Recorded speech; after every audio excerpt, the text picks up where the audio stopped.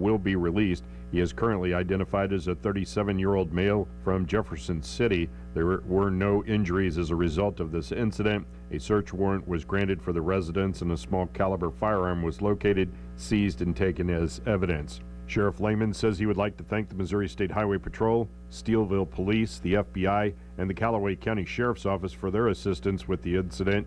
He would like to offer many thanks to Franklin County Sheriff's Office and their SWAT team for their professional efforts in bringing this situation to a close peacefully and safely.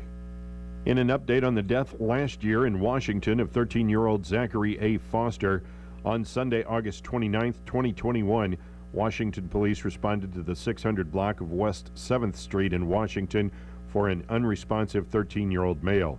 The officers in the Washington Ambulance District responded to the home and found the 13-year-old child deceased in an upstairs bedroom. During the investigation, detectives found the 13-year-old male had spent the night at the home with a 12-year-old friend who lives at the residence. Sometime during the night, the two boys experimented with drugs found in the residence. The 12-year-old who lives in the residence and his 7-year-old sister were taken into protective custody by detectives and were taken to Mercy Hospital in Washington for a medical evaluation. 3 adults who live in the home, a 62-year-old male, 59-year-old male, and a 46-year-old female were all taken into custody for drug-related charges. On Tuesday of last week, Washington police were notified charges had been issued against Thomas R. Noonan and Andrew W. Amelung. Noonan and Amelung were charged with endangering the welfare of a child, first-degree death of a child of Zachary Foster, and endangering the welfare of a child, first-degree serious physical injury to another child in the home. The name of that child is not being released. Bond for both was set at $250,000. Noonan was arrested at his home in Washington last week and is currently being held at the Franklin County Detention Center.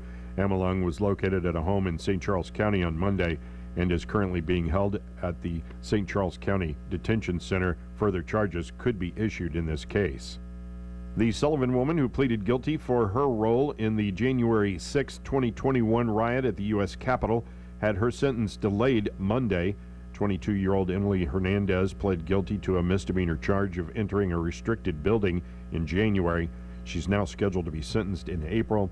The charge carries a maximum sentence of a year in prison and a fine up to $100,000.